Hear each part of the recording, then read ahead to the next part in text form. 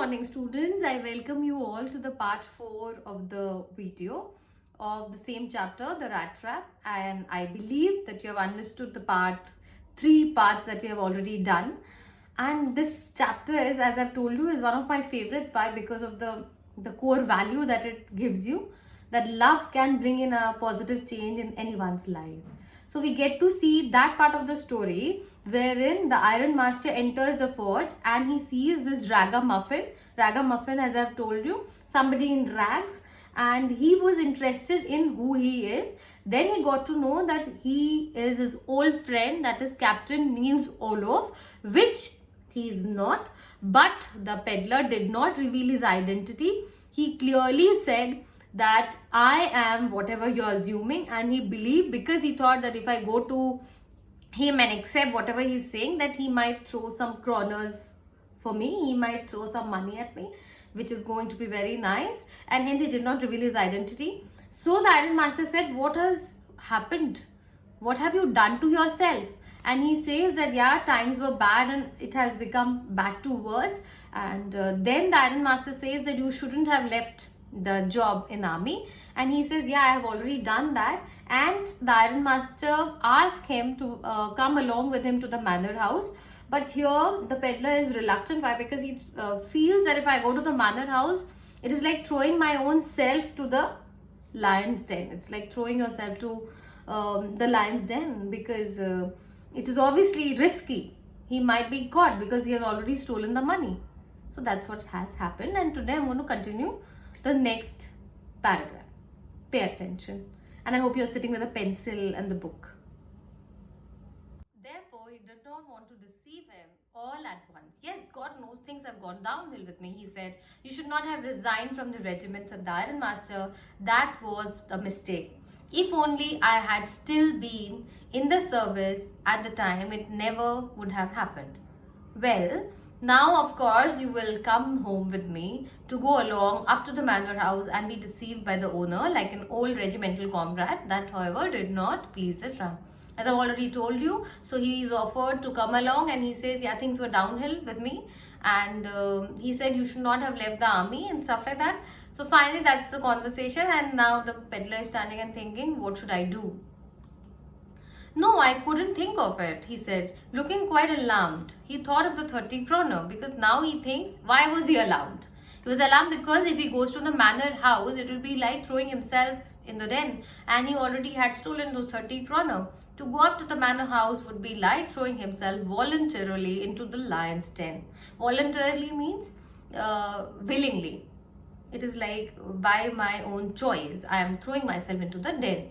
He only wanted a chance to sleep here in the forge and then sneak away as inconspicuously as possible. Sneak away, to run away without being noticed. And inconspicuously means obviously without any conspiracy, without any strategy. He just wanted to spend the night there and go away quietly. The Iron Master assumed that he felt embarrassed because of his miserable clothing. Please don't think that I have such a fine home that you cannot show yourself here. He said, Elizabeth is dead. As you may already have heard, my boys are abroad and there is no one at home except my oldest daughter and myself. So he says that why don't you come along with me? The purpose of the peddler was to just spend the night and go away without being noticed by anybody. But when the Iron Master offered him to come along, offered him to spend the night at the manor house, this man was reluctant because he wanted to save his 30 kroner without being caught.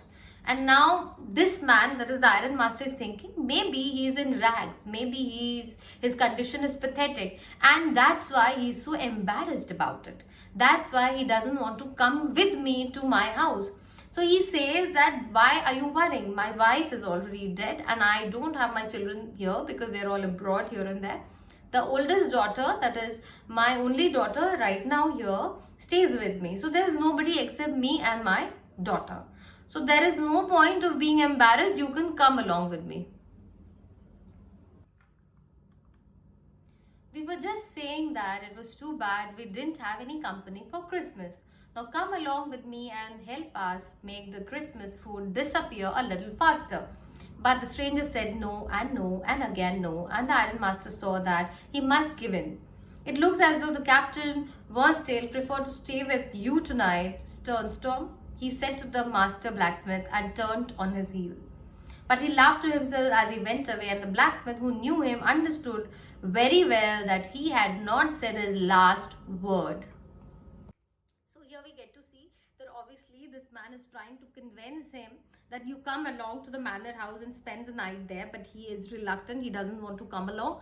And finally what happens is he gives in. That is, the Iron Master says, fine. It seems to me that my friend Captain Wonsdale wants to stay here in the iron the factory, I mean the mill, iron mill. And he turns and says this to the master blacksmith, that Sternstorm, I think my friend wants to stay with you and he doesn't want to come along with me. So finally he leaves, but the blacksmith knows that the master might come back because he did not bid goodbye. The final good night did not come, and hence, knowing his master, he might revert back. It was not more than half an hour before they heard the sound of carriage wheel outside the forge, and a new guest came in. But this time it was not the Iron Master. He had sent his daughter, apparently hoping that she would have better powers of persuasion than he himself had. So now, as you know, he was really perplexed about his friend, his dear friend, who is in such a state and condition, and they have such a big house, such a decorated house, and still he doesn't want to come along with him. So finally, after half an hour, who comes in? There's a new guest who comes, and I think he had sent for this man, and who has come this time is the daughter. She comes and she has better powers of persuasion. Persuasion means when you try to compel, when you try to force somebody. She entered followed by a valet. I mean, a valet is a person who is a servant, a person who serves you. Carrying on his arm a big fur coat, she was not at all pretty, but seemed modest and quite shy. In the forge, everything was just as it had been earlier in the evening. The master blacksmith and his apprentice still sat on their bench, and the iron and the charcoal still glowed in the furnace. So as I was telling you, that he was not at all happy that he has such a big decorated house and his friend is going to stay in the iron mill. So hence, now this time a second guest appears, and this time he had sent his daughter because he believed that she has better powers of persuasion. So she comes in, and followed by a valet, that is a servant who was carrying her fur coat. It was quite cold outside and she was wearing a very furry coat, and he was holding it. She enters and she wants to talk to him so that he can be taken home.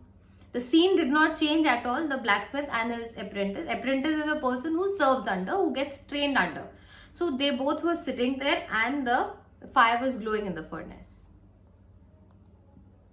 The stranger had stretched himself out on the floor and lay with a piece of pig iron under his head and his hat pulled down over his eyes. As soon as the young girl caught sight of him, she went up and lifted his hat. The man was evidently used to sleeping with one eye open. He jumped up abruptly and seemed to be quite frightened. "My name is Edla Wilmanson," said the young girl. "My father came home and said that you wanted to sleep here in the forge tonight. And then I asked permission to come and bring you home to us. I'm so sorry, Captain, that you are having such a hard time."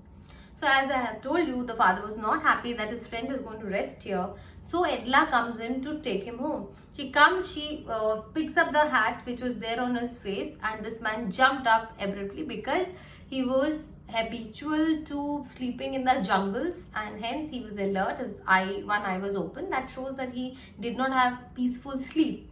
So he abruptly, all of a sudden, got up, and this girl was standing, and she says that, "Why don't you come along? Because my father wants you there, and moreover, I am extremely sorry for whatever you are facing in your life, Captain." She looked at him compassionately with her heavy eyes, and then noticed that the man was afraid.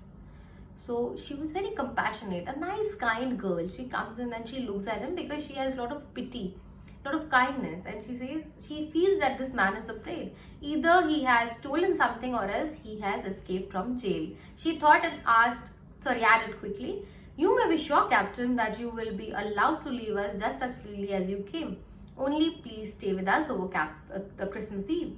She said this in such a friendly manner that the rat trap peddler must have felt confidence in her. So then the first thing that she said is, I feel that this man must have stolen something or he has escaped from the jail. That's why he is so afraid. So she assures him that, see, I don't want anything from you. The only thing we want is, why don't you spend the Christmas Eve, since we both are alone, we will also have company and then you can go wherever you want. She said this in such a way that the peddler could feel confidence and he was not comfortable with her. It would never have occurred to me that you would bother with me yourself, miss, he said. I will come at once. So he felt that in this cold weather, during the night, a girl comes in to fetch me, and that too she was such a compassionate and kind girl that he could not say no to her. So I will at once come, he says that. Because he was comfortable with this girl, he was able to match with the compatibility, the compassion level, and hence he agrees. He accepted the fur coat which the valet handed him with a deep bow, threw it over his rats, and followed the young lady out to the carriage without granting the astonished blacksmith so much as a glance. So now what happens is he agrees to go along. So the servant gives him the coat and everything, and then the young lady follows him to the carriage. So they go to the manor house. But while he was riding up to the manor house, he had evil forebodings. What are forebodings? Warnings, something that says in your mind you might be having that kind of feeling something is not right, something is, it's not okay.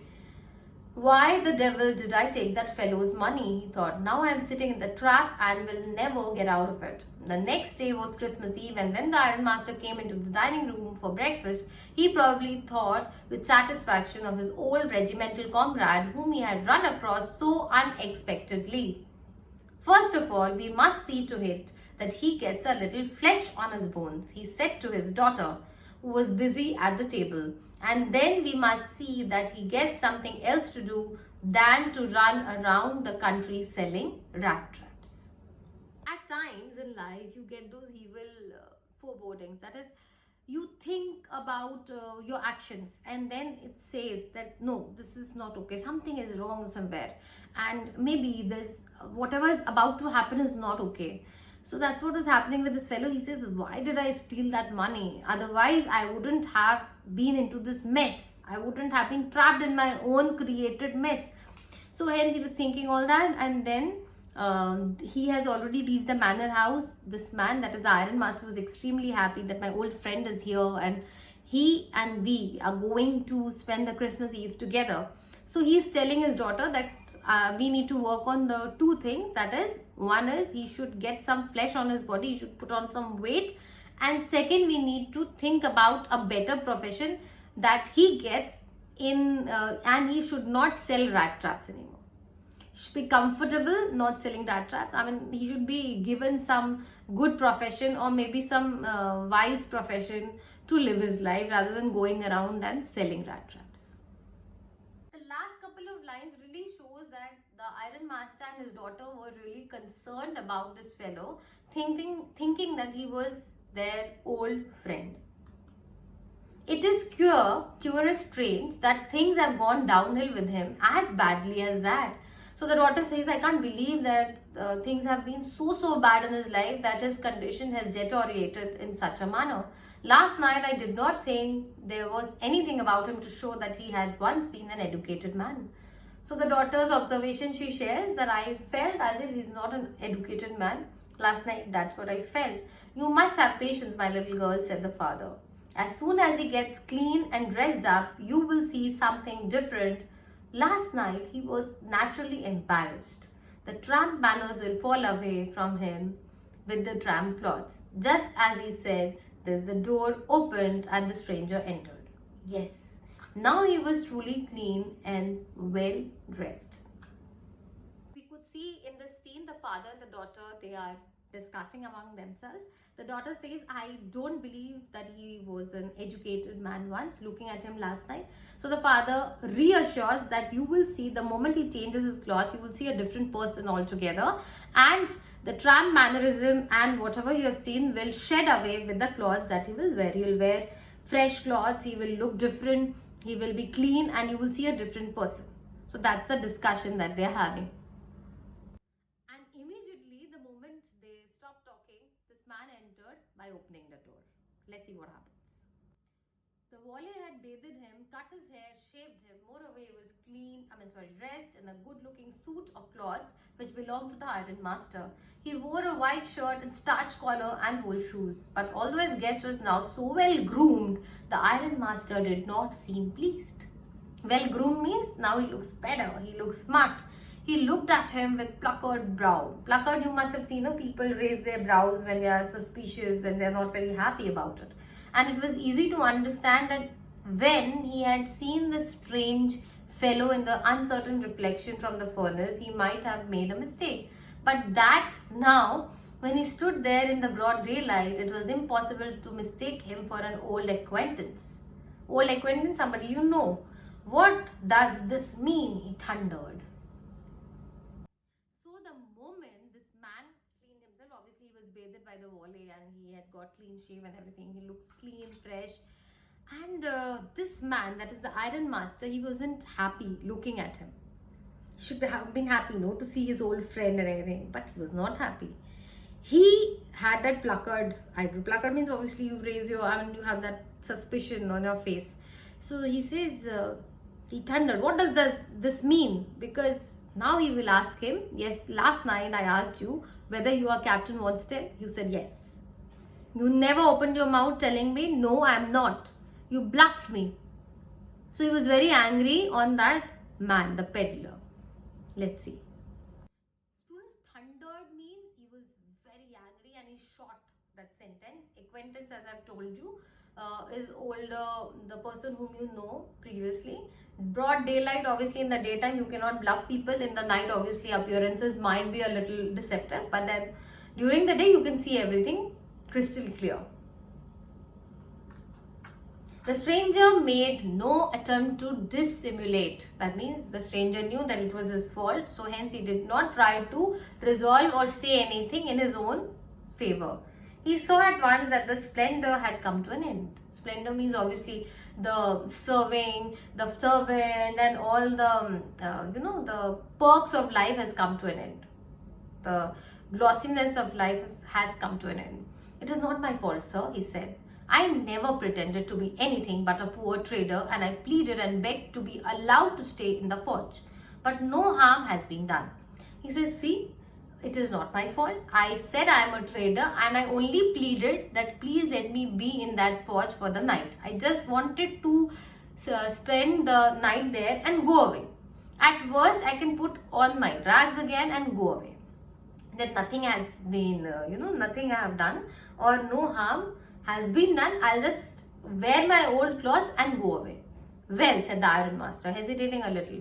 It was not quite honest either. He was very angry. He said, fine, there's no harm, but then you were not honest. You were dishonest. You never accepted your real identity. You must admit that, and I should not be surprised if the sheriff would like to have something to say in the matter. The tramp took a step forward and struck the table with his fist. Now I am going to tell you, Mr. Iron Master, how things are, he said. So we get to see that the environment or the aura has become a little hostile, wherein the Iron Master charged him that, see, you have done something wrong. You did not reveal your identity. You never told me the truth.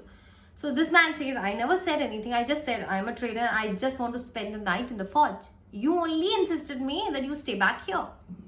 So hence it is not my mistake. The only thing I can do is I'll wear my older clothes and go away.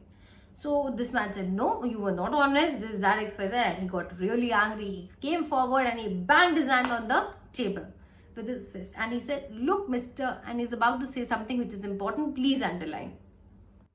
So what is the sentence? We need to focus on that. Underline this. This we have discussed before also. This whole world is nothing but a big rat trap. All the good things that are offered to you are nothing but cheese rinds and bits of pork set out to drag a poor fellow. I have already discussed with you this sentence. He said that before and it is his favorite line in the text. That is, the whole world is a big rat trap wherein everybody wants to lure you, tempt you by giving you cheese, pork, and we humans get tempted towards it and get captivated forever. That's what he said. And into trouble if the sheriff comes now and locks me up for this, then you, Mr. Iron Master, must remember that a day may come when you yourself may want to get a big piece of pork and then you will get caught in the trap. The Iron Master began to laugh. That was not so badly said, my good fellow. Perhaps you should let the sheriff alone on the Christmas Eve. But now, get out of here as fast as you can. So then the Iron Master said that whatever you said was absolutely right. And this man says that, see, remember one day that you being the Iron Master, you will also get tempted towards something and get locked up for life. And the Iron Master said, fine, I'll not disturb the sheriff on the Christmas Eve. Let him be, but you go away. But now get out of here, he says that. But just as the man was opening the door, the daughter said, I think he ought to stay with us today. I don't want him to go. And with that, she went and closed the door. What in the world are you doing? Said the father. The daughter stood there quite embarrassed and hardly knew what to answer. That morning, she had felt so happy when she thought how homelike and Christmassy she was going to make things for the poor, hungry wretch. She could not get away from the idea all at once, and that was why she interceded. Interceded means interfered. For the vagabond. I'm thinking of the stranger here, said the young girl. He walks and walks the whole year long, and there is probably not a single place in the whole country where he is welcome and can feel at home.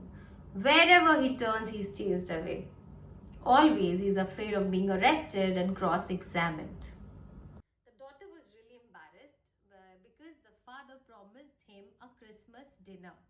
Okay, and when you promise somebody about a festival or something, so obviously it's not right. The daughter felt bad and she had to intercede. Intercede is interfere in between. She said, no, this man is not going anywhere. Reminding the father of his promise that you have promised him a Christmas chair. And she also said the meaning of Christmas is to spread love and give things to the downtrodden. If we are not able to help those people who actually need our help, what is the point? She was so happy in the morning thinking that finally I'll be able to help somebody who is really hungry. Someone who's hunger struck will value the food that you serve him. So now you're telling him to go away. That's not right. So the daughter closed the door and looked at the father, arguing in the favor of the peddler. And the peddler was thinking, never ever in my life somebody has taken my favor. Never somebody has, loved me or fought for me. So for him it was very strange.